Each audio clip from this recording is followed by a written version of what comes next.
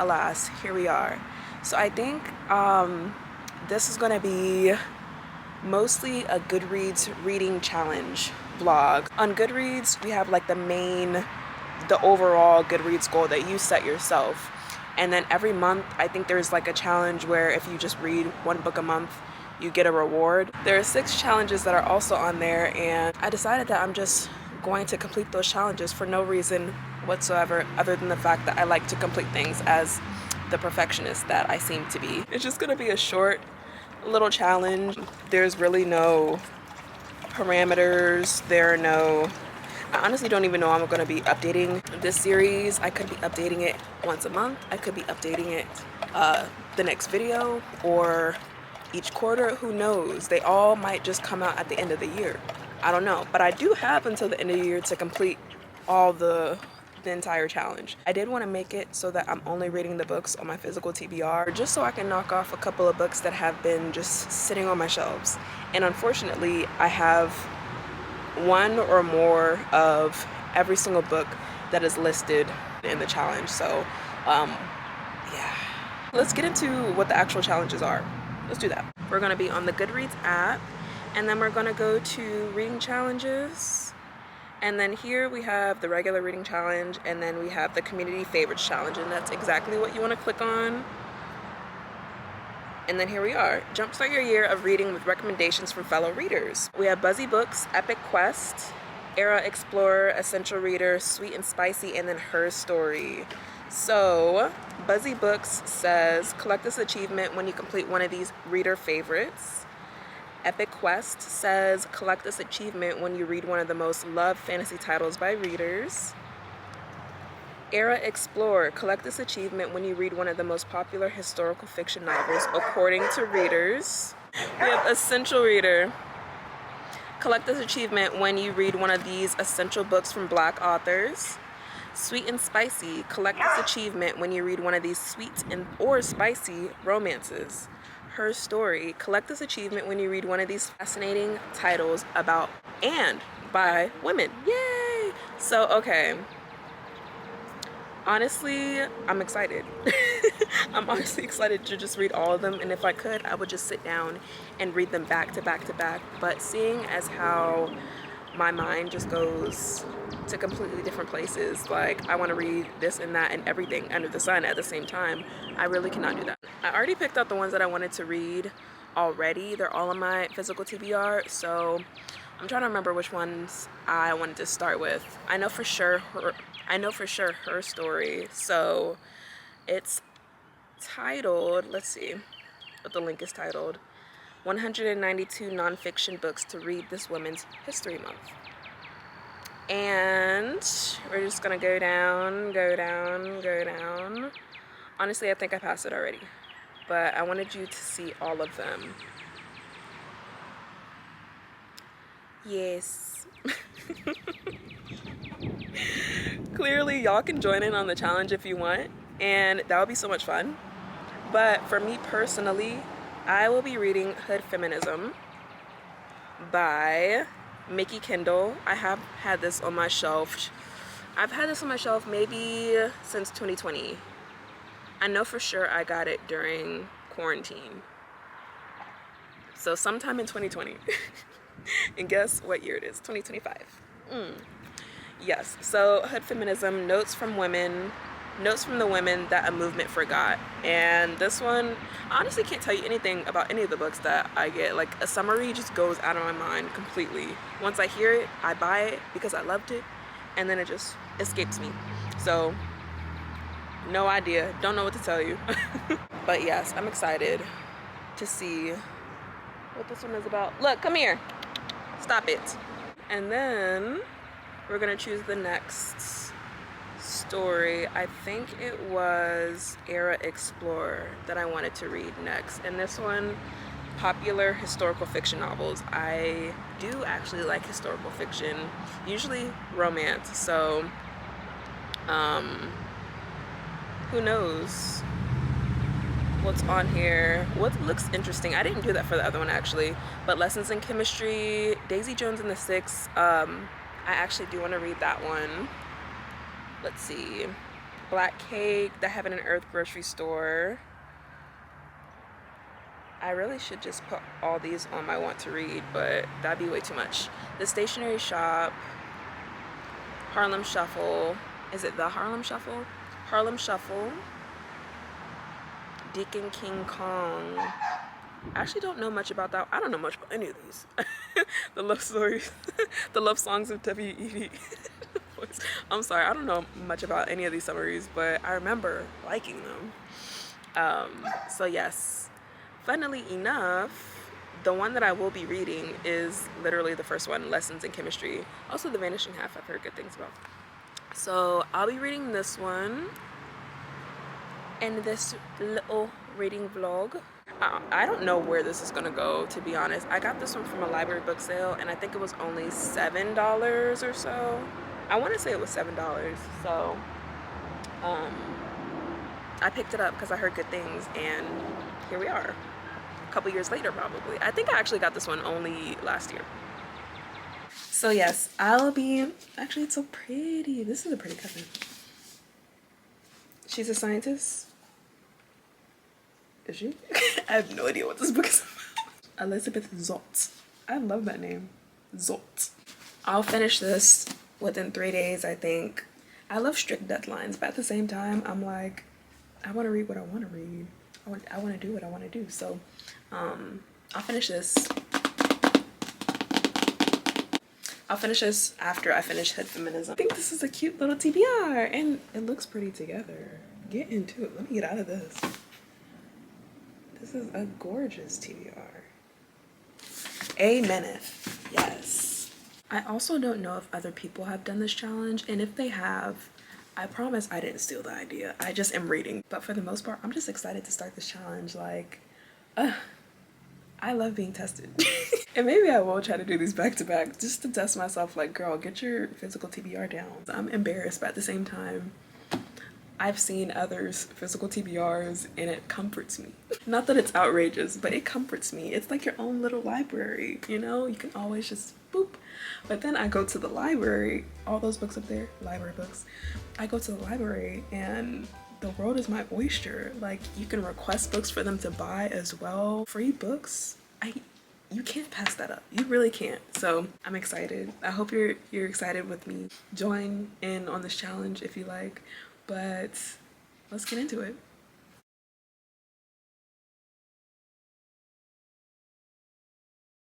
I feel like I look a little bit rough, but that's okay because the story is kind of tearing me up inside. I'm currently reading Lessons in Chemistry, 95 pages deep. If you have the physical copy of the story, you know exactly where I am. The leash chapter. I was supposed to finish the first section yesterday. I didn't read anything yesterday, and I'm almost finished with the first section, but this is just tearing me up inside.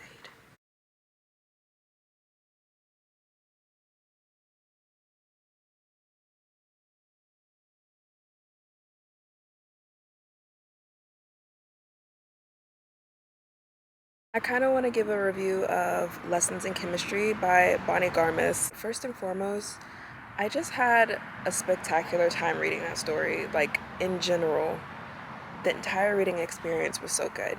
I hybrid read it, so I listened to the audiobook on Spotify with Spotify Premium, not sponsored. The only time I didn't have the physical book with me was when I was at the gym and I was listening to the audiobook while I was working out. Contrary to popular belief about that story, the cover is misleading.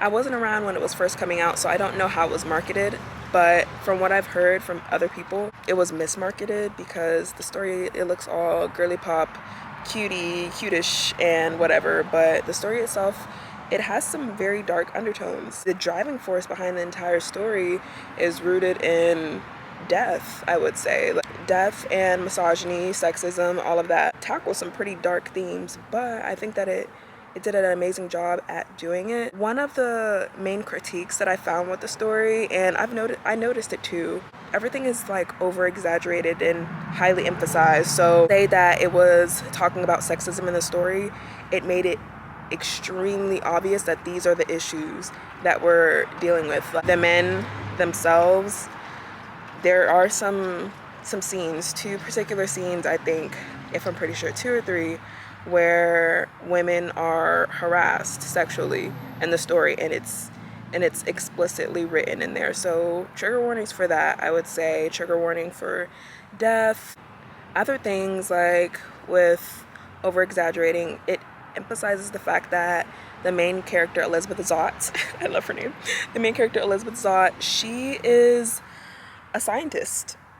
She is a scientist, and you will know it, okay? The entire time you are going to know that she is a scientist. She is very blunt. She doesn't take social cues very well. Her entire being is rooted in science. She even has for the most part, she has a show that she hosts, Supper at 6, and it was supposed to be like a nice cooking show for housewives, you know the vibes, and she makes it her own. She completely disregards what management has to say, and she incorporates science, and I think that was a brilliant choice for her. She did what she had to do when it came to acting as a single mother. She is a single mother, that's not a spoiler. I loved her character herself. I loved the romance that was established in the story with Elizabeth Zott and her love interest.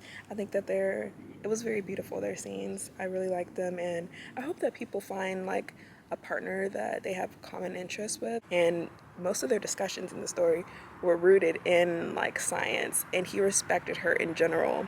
But I will say with his character, she did sometimes have to check him too, because as a man in the late 50s and the 60s, he does have these preconceived notions about women in general, and like this was for all of the men, honestly. Like, he could have been completely fine and that would never ruin the story, but he did definitely have some times where he was like, oh, but like, if I'm not mistaken, oh, but like, la la la, but he did respect her. Yes, I want to emphasize that he did respect her. The dog 630, I'm really digging the name. At first I was like, 630, what is that about? The dog 630, he's my favorite. He's so intelligent, and he's so fun, and he he learns words. Like, I can't say he completely understands human language and emotion, but throughout the story we see that he does learn, and at that point, like by the end of the story, he knows like 600 or 900 or something like that English words, I would say. And that's just so funny to me that he has a perspective, and that he is like personified in a way, because we don't usually see that, I feel like, in stories where we get the perspective from an animal, and I really want to read more stories like that. I think that was so fun. The daughter, Mad, her legal name is Mad, but Madeline, whatever her name is, she is a baby genius. She was 4 or 5 years old, and she acted like she was about, I would say, at least 15, okay? She was a grown human in that baby body. Okay, I know small children that are very intelligent, and I know that they're out there and that they exist. Yes, baby geniuses are a thing, but I think that the conversations that she was having, the level that she was reading on, I think that her age could have been increased just a bit in the story. But for the timeline purposes, I guess that's why they didn't do that. So, Harriet's friendship with Elizabeth was amazing. Harriet was an older lady, but she had some nice insight, and by the end, she kind of grew into her own as well. So everyone had very strong character development, I would say. The plot itself focuses on Elizabeth Zott, and she is a host of a cooking show, Supper at 6, but she is really a scientist. But as a woman in the 60s, I guess for the most part it's in the 60s or 50s or something, she's not acknowledged for the intelligence that she holds and everything that she knows. She is denied positions and respect, and not just by like authority figures, but by her coworkers as well, by women as well. And it just it really grinded my gear. The writing, I said that it was witty and comedic, but also melancholic and straightforward, so I stand by that. I didn't cry, but I was moved. I talked about my critiques about it being dramatized and exaggerated, but the things that it did talk about was true. It was very blunt and straightforward, like the issues that were discussed, like it definitely just outwardly told you what was going on, like, oh, we're talking about sexism or etc., you know. I highlighted a lot. I probably will show you like what my book looks like at the end because annotations went crazy.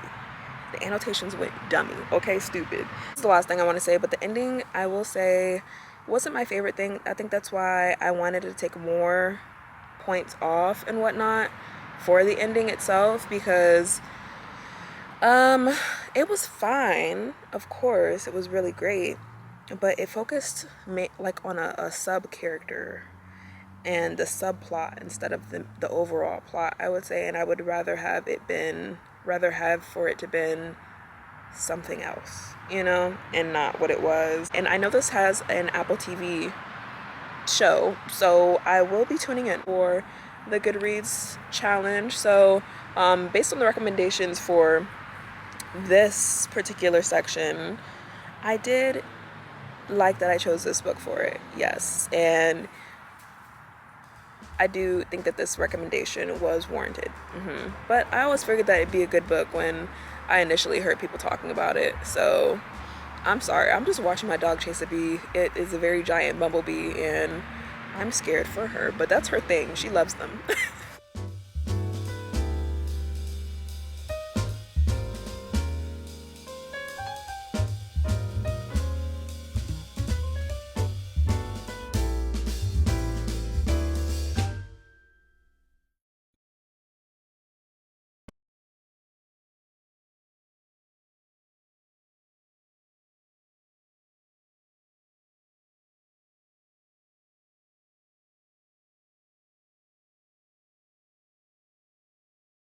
Okay, hello, I'm back and better than ever. We're here with The Frugal Wizard's Handbook for Surviving Medieval England by Brandon Sanderson. So I had to change prompts simply because I don't think that I can read hood feminism by itself in the next 2 days without like an assistance from an audiobook or something like that. So we're just gonna switch it to something else.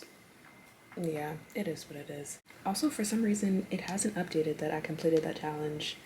But I know for sure I did. We just went through this. We're gonna look at the challenge again, and I think this one is Epic Quests. And this one says collect this achievement when you read one of the most loved fantasy titles by readers. So, if you scroll down, down, I think there are also still a couple that I could choose from. I did start reading The Lost Metal by Brandon Sanderson, but Mistborn Era 2, not for me. Unfortunately, not for me. So I had to DNF that. So here we have The Frugal Wizard's Handbook for Surviving Medieval England. And that previous book, I didn't DNF it like this year. I actually DNF'd that maybe a year or two ago, unfortunately. We also have The Sunlit Man. I have that, but I want to read that after I catch up in the Cosmere. I think I heard someone say that you shouldn't read that one until the end because there's some connection. There's always a connection, but I'm gonna read that some other time. And I don't know where this one, The Frugal Wizard's Handbook, stands, but I'm just gonna read it. Because what else do we have? I don't think I have anything else on this list. DNF The Atlas Paradox. So sorry. I do have A Day of Fallen Night, but I want to read Priory of the Orange Tree first, so we're gonna not do that one.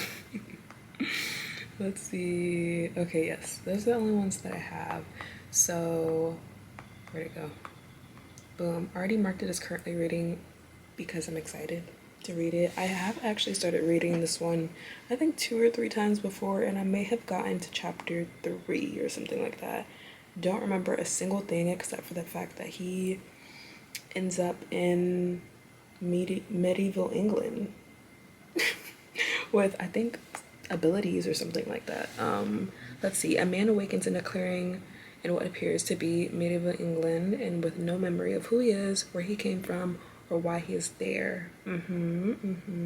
Like in like manga and light novels, I think they call it isekai when you get transported into another dimension or something like that. So yes, I'm excited about this. It seems right up my alley, to be honest. I don't know anything about wizards, but we're here for this, hopefully.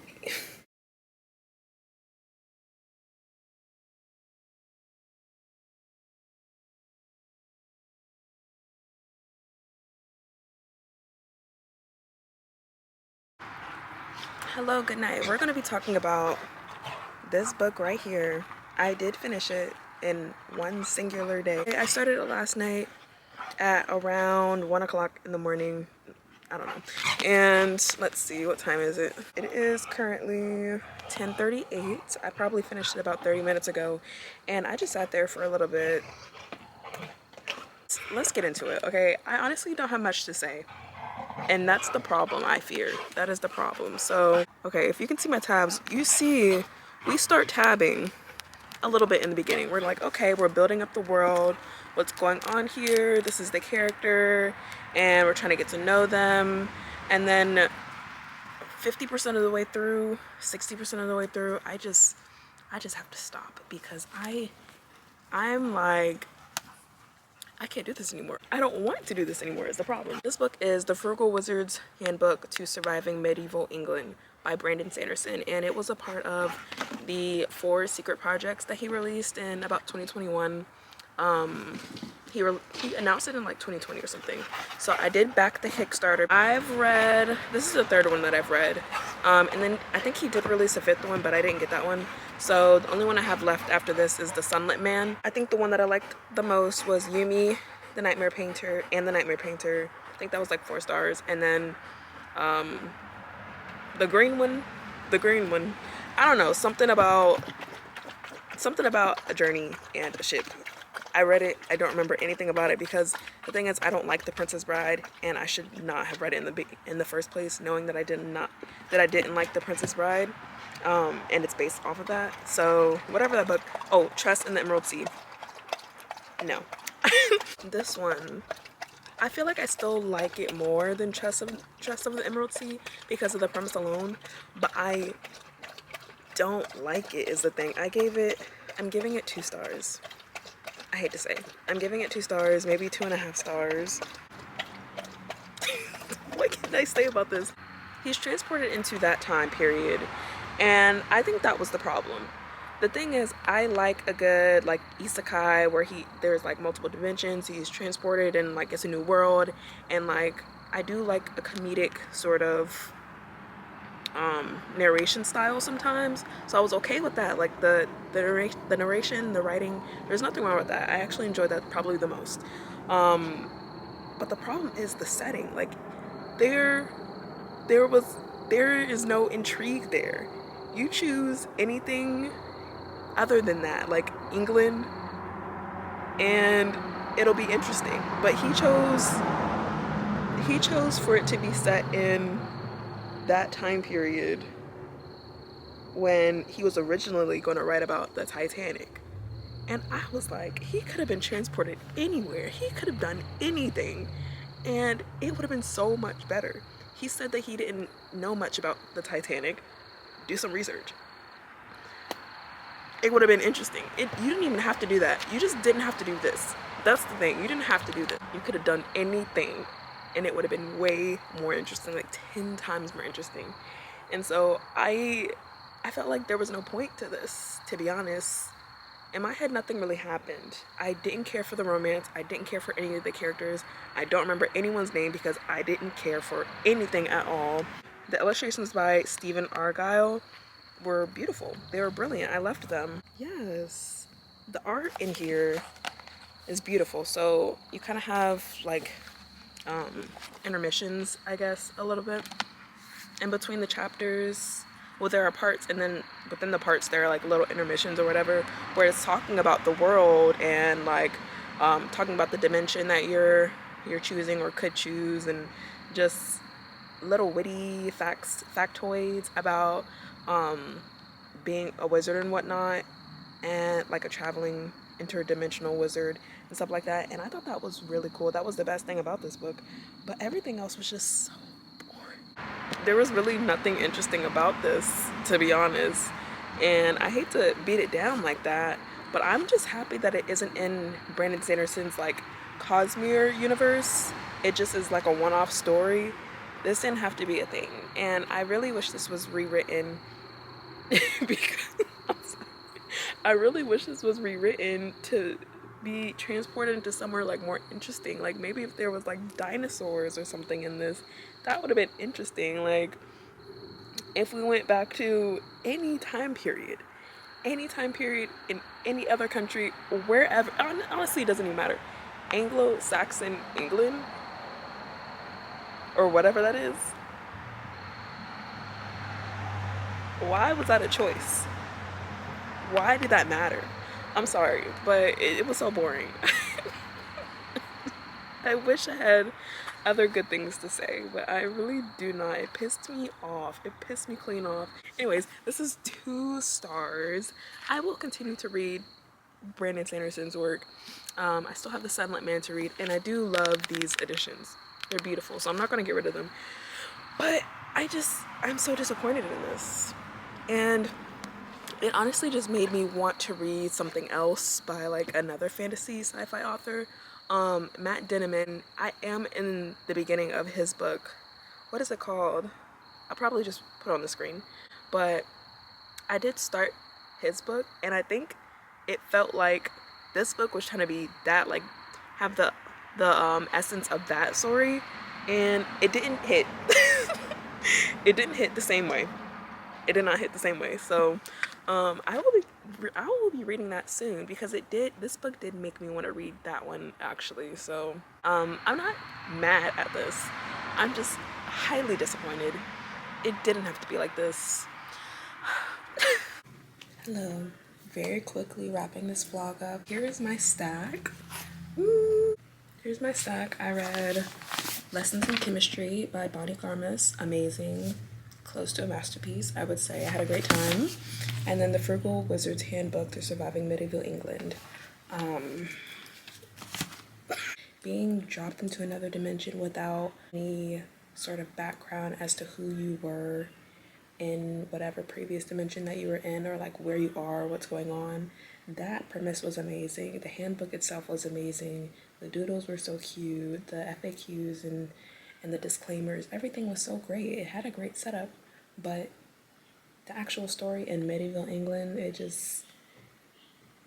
was very boring. I did like the modern writing style. Sometimes it kind of like mentioned things in our, or most of the time it mentioned things in our day, like social media and et cetera, things that you would understand in like our society. So that aspect was fun, but I didn't care for like the big bad. I didn't care for any of the characters, anything. I didn't care for the plot line, nothing. I did enjoy my time with this challenge, and I guess I'll continue it on. Hopefully that book didn't ruin the challenge for me, but yes.